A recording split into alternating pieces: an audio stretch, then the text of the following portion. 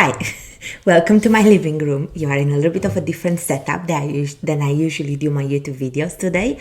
But I'm so excited to have a laid back chat with you. So I've got my cup of coffee. Feel free to grab yours and let's talk about structuring a freelance business. So I say laid back, but it's really, I'm aiming to make it super simple, but it's really a very strategic and foundational part of starting a freelance business. Now, I'm Georgiana Dacosta. If you're coming across this video for the first time in my world, I am a freelancer. I have been running my freelance business for over a decade. I'm a freelance marketing consultant, and I'm also a business mentor for women. I help them set up online businesses through digital courses and trainings and free content like this. So, if you're watching this video, it's because maybe you've thought about starting a freelance business, and if that term is still any new or uncertain to you, I have lots of videos explaining it, but in a nutshell, it's a service business. Essentially, it's a business where you pick up a service, a done-for-you service, something like social media or copywriting or photography or anything along these lines, and you offer them to clients. Typically online, but it can also be face-to-face. And you are a contractor, self-employed, your own business, that type of thing.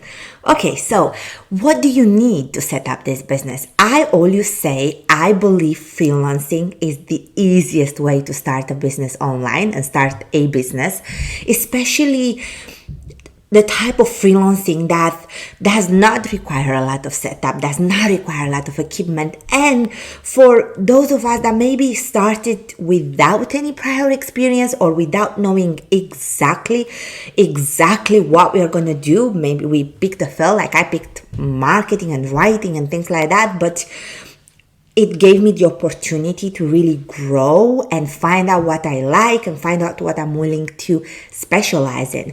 And it's really a great business for those that are experts already in a field, that are currently doing it as a job and are kind of like, well, I want to do this independently. I want to do this more flexibly. I want to do this for myself as a business owner. That's like a really great way to step into freelancing. And as a business, I think it's really simple. And let me show you how. So I'm going to talk to you about the 4 elements of a freelance business, because these are the core. The core is the core foundation of a freelance business, and it's as simple to run. You can add pieces onto it, but when it comes to what you actually do as a freelancer, regardless of the field that you pick, it comes to this. So we're going to talk about number 1, the most important part of your freelance business is your offer. What do you offer? What do you offer as a freelancer? So to give you an example, I, as a freelancer, my first offer was ghostwriting, which was writing a novel, actually, initially, like sort of like a very amateur novel, and then just writing things for people. I was writing blogs, I was writing articles, I was writing travel articles, I was writing CVs. There were just a lot of different types of writing online for clients. So now I am a Google partner, I'm an ads manager, I'm a marketing consultant, I do full 360 marketing strategy. I take my clients from zero to fully selling and growing their businesses online through different channels and funnels. That was a development of my decade and plus of experience. I was a marketing graduate, so I was leveraging that experience, that knowledge, that expertise of my studies as I started my freelance business and my passion, which was writing. So that's sort of like that was my offer, and it evolved. It evolved with my passions. It evolved with my experience, with opportunities that I had with clients, with what clients were willing to teach me. Like I worked for an SEO agency as a writer for a while, and I really specialized in on-page SEO writing. And also, what I was willing to learn, like Google Ads. When I discovered online ads, that was like, wow, I love that side of marketing. That has such a great impact. I love that. So for instance, I specialize in that. So it's your offer, but it's a moving piece. It's what you start with, and it's what always defines your freelance business, because that is your business.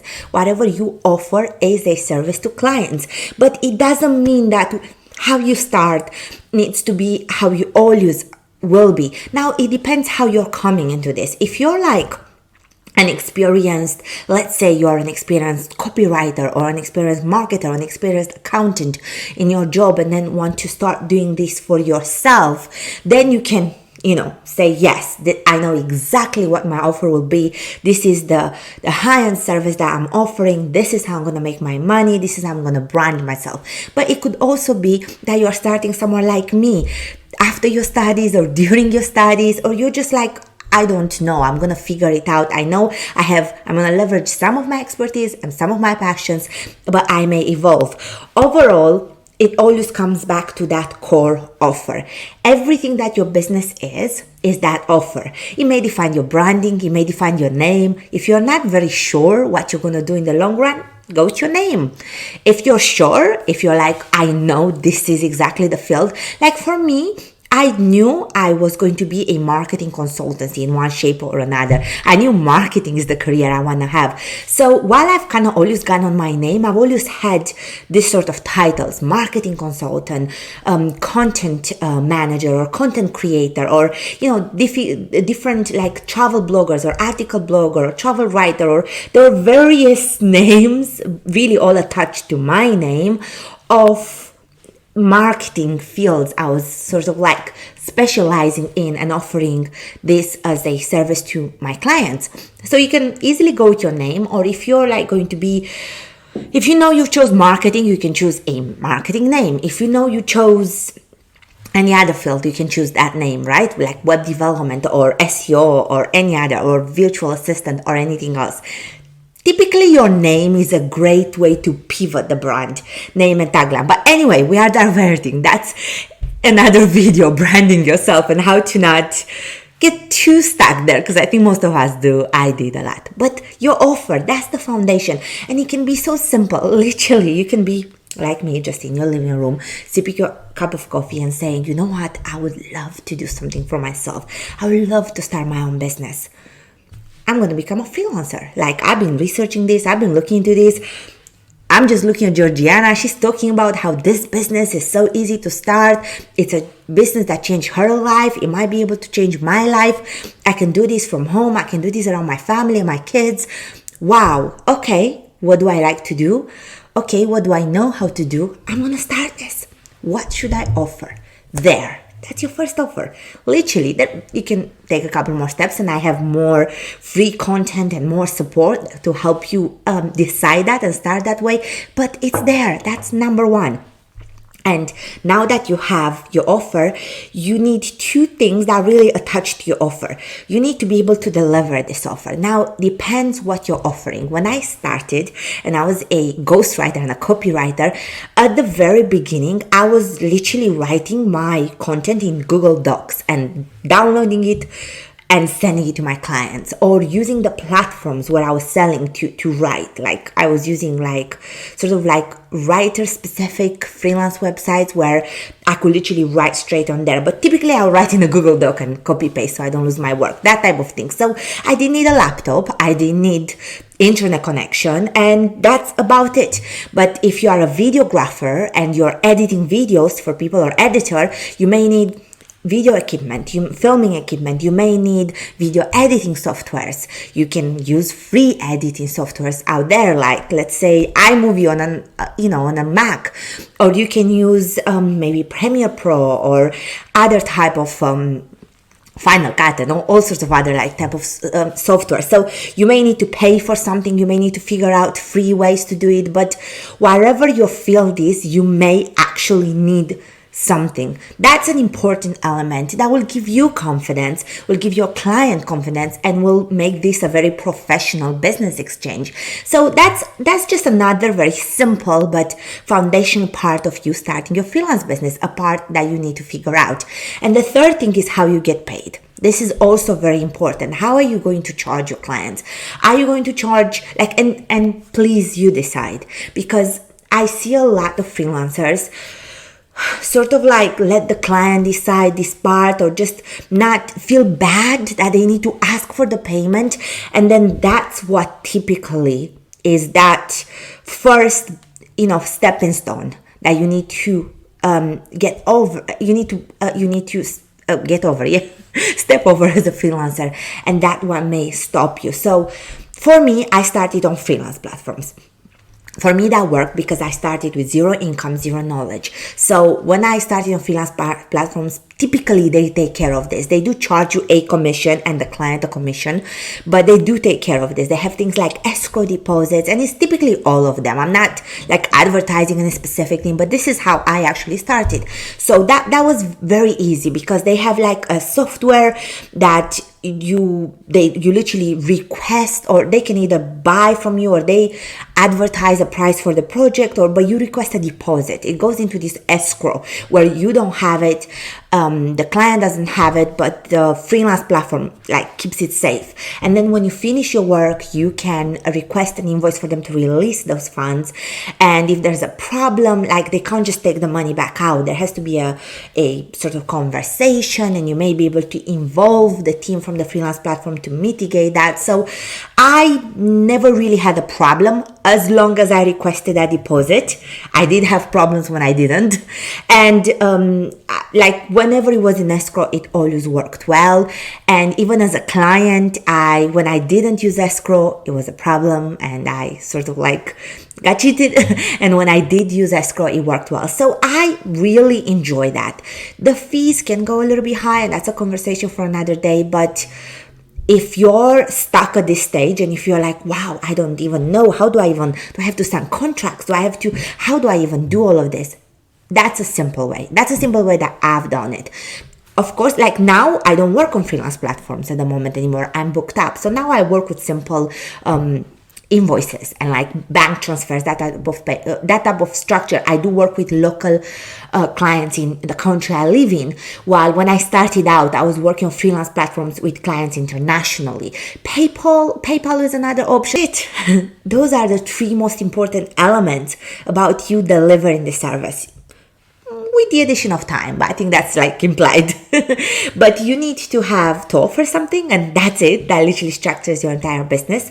You need to deliver that service, and you need to figure out if there's any important software or any important tool that you need. If you're a photographer, you certainly need a camera, you need lights, you need things like that. If you're a videographer, if you're filming, you need a camera again. If you're editing, you may need a professional editing software, and so forth. So that's an important part for you to figure out. If you're a social media manager, you wouldn't need that. You may need, Canva for graphics, but you can use that for free, or the client might have an account. You can even ask them to supply an account for that, and you do the work. So that type of thing, don't get stuck there. If it feels like you're going to think, it's going to be very expensive for me to get that software, that piece of equipment, my advice to you, and you'll see that across my videos, is to think, how can I make it happen?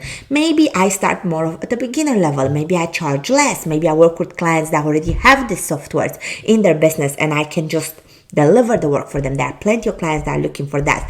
Maybe I can, use any software for free. Like, there's always a starting point. I promise you, there's always a starting point for you. When I had my first project, which was ghostwriting a novel, apart from for fun for myself, writing stories and novels at home that nobody saw, I did not have any professional experience in it. I had a passion for it. When I bid it for that project, which was pricing a story, really, like not so much of a novel, being written at a really, really cheap price, it was $250. Now, they're not going to get a professional experienced, seasoned writer to write for that price. So that was the perfect fit for me. It was my first job as a freelancer, and I did love writing, and I did, know how to write to some extent for the price that I was bidding at. And I expressed that. I expressed what I was, a marketing graduate with a passion for writing. This is the type of stuff I've written before. So I gave a couple of samples of my own writing, and that's it. And I delivered the work. So I could have easily thought, who will hire me to write for them? I'm not like a best-selling author, or I've not like ghostwritten books with like famous people or something. I don't even know for sure the exact structure a book should have. It's just what I'm reading and writing for fun. But that was still enough for me to deliver that service that the client needed it, because their budget and their needs weren't aligned with somebody at that level, and it was aligned with me. And I did not lie to get the project, and the project was a success. And that's why I say there is always a project for you, no matter where you are. So always think about that in a positive way. And now let's go to number 4, the very important part of your business. You need to sell. As a freelancer, I think as a freelancer, depending on how you set up your business, you may need to sell the least in any type of business, because you can easily book yourself out. You are like you're offering it down for your service. So in many levels, you're trading your time and skills for money. It's like a job, more flexible from home, like a contractor job type of thing, right? You work with businesses, not for businesses, but it's like there's a cap. The same way you can't have all the jobs in the world, you can't really have all the clients in the world, especially if you work for yourself as a solopreneur. So to me, a person that was a little bit afraid of sales when I started my entrepreneurial journey, that was perfect, because it meant I didn't have to sell a lot. But I didn't end up selling a lot at the beginning, because I was selling very small versions of my services. I do go more into detail in those type of strategies and things in other types of free content and in my signature program, It's Time to Try Freelancer. You will have like links to this in the description, and you'll also get this link at the end of this video where you can access my free masterclass, where I really take you through the steps on how to set up a freelance business to $1,000 and more. And I go more into depth about this type of strategy and help you more navigate the content I put out that helps and teaches you with those things. But when it comes to selling, this is like the most basic thing you need to think about. So your first 3 steps were, I need to offer something. I need to be able to deliver it. Do I need a software? Do I need a computer? What do I need for it? And I need to be able to charge for it. Whether I'm sending invoices, whether I'm using PayPal or my bank account or PDF invoices on my computer, or I'm using a freelance platform, however I'm doing it, I need to be able to charge. I need a bank account. I need a PayPal account, or whatever. I need to be able to get paid however I'm choosing to work with clients. Those foundations there. And then just this little thing, you need clients.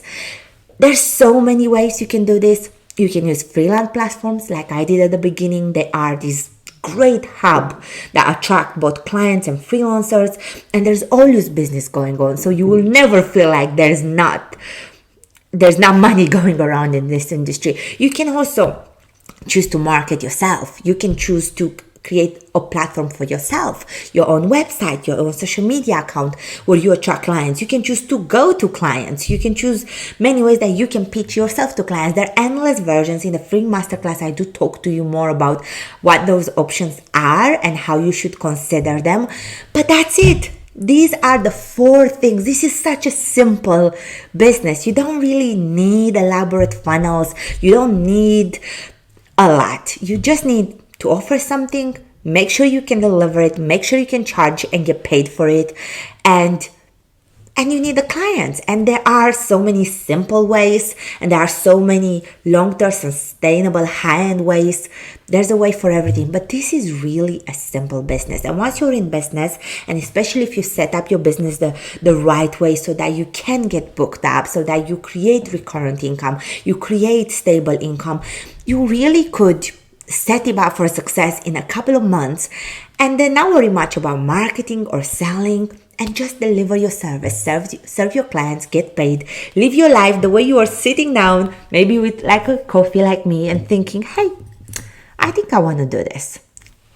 It can work for you. I hope this video helped you. I hope it helped you see that at the core, freelancing, it's a simple business.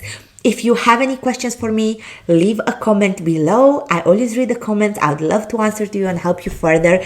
Do check out the rest of my videos, as I do put every Sunday a video where my goal is to help you set up an online business online and thrive. Now, you can download these tips in a PDF format in the description below.